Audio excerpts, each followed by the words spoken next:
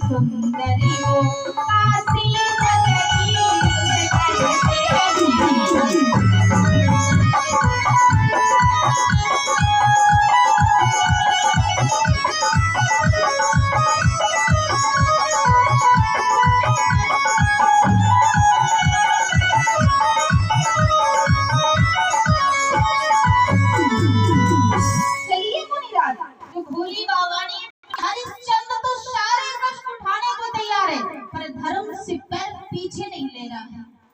क्या किया जाए?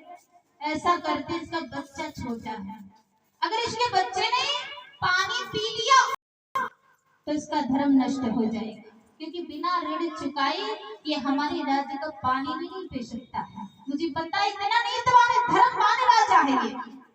आगे बढ़े और जाकर के रोहिदास के पास पहुंचे और कहने लगे, बेटा तो प्यास की वजह से मर जाए, आपका उपाय व्यर्थ जा रहा है, मुझे काशी नगरिया में भेज दीजिए, इसके सिवा और कुछ भी मत करिए। चले महात्मा जी लेकर के काशी नगरिया में पहुंचे तो सुबह के 4 बजे आवाज लगाई, है कोई काशी नगरिया में? मैं 3 प्राणी बेचने के लिए आया हूँ।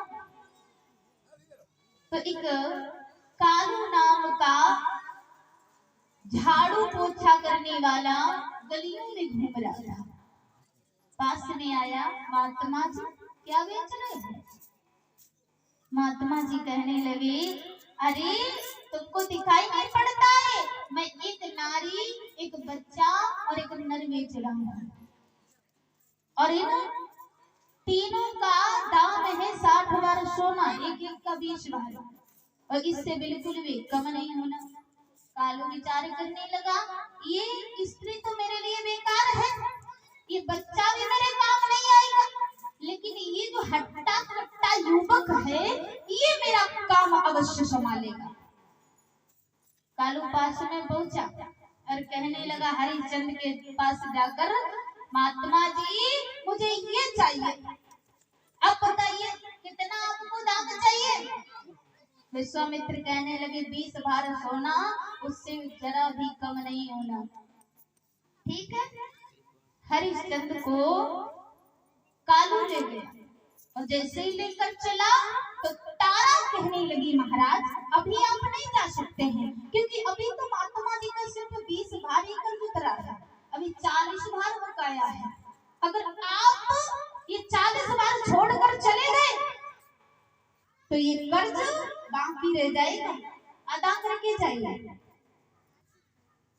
तारा की बात सुनकर हरिश्चंद्र की आंखों में आंसू आ गए। तब तक एक पुजारी जी उस मार्ग से निकले, तारा और रोहिदास को पुजारी जी ने 20 भार तारा के 20 भार रोहिदास के दिए, खरीद लिया, विश्वामित्र का कर्ज अदा कर दिया। विश्वामित्र तो इधर राज्य में आ गए और रोहिदास तारा पुजारी जी के साथ चली गई, हरिश्चंद्र कालू जी के साथ है। हरिश्चंद्र महाराज का हरिया नाम पड़ गया। सुबह उठ करके हरिश्चंद्र महाराज गलियों में झाड़ू लगाते हैं, कालू के लिए एक मटका जल भर के लेके आते हैं। खाने को जब मिलता है तो विश्वामित्र महात्मा कोई ना कोई रूप बनाकर हरिश्चंद्र से वो भोजन मांग लेते हैं दाना में। अब तो हरिश्चंद्र दिन पे दिन निवल होते चले जा रहे हैं, शरीर में तासीर नहीं बची कि एक मटका जल भी लेकर आते। एक दिवस की बात, जल लेने के लिए जब नदी पर पहुंचे हरिश्चंद्र तो मटका तो जल से भर लिया लेकिन उसे उठा नहीं पाया, इतनी विवलता आ गई। तो तब तक वहीं पर तारा रानी आ गई। तारा रानी ने उपाय बताया, महाराज अगर आप जल में घुस करके मटका उठाएंगे तो मटका सहज उठ जाएगा। लेकिन फिर भी हरिश्चंद्र जी मटका नहीं उठा, धरती पर गिरकर फूट गया। कालू कहने लगा, हरिया तुझसे तो एक मटका पानी भी भरा नहीं जाता, जा तू मरघट पे देख काम काज, कोई भी मुर्दा बिना करके नहीं चलना चाहिए, आज से तेरा ये काम है। हरिश्चंद्र तो मरघट पे पहुंच गए, लेकिन उधर तारा रानी के ऊपर विश्वामित्र का प्रकोप टूटा।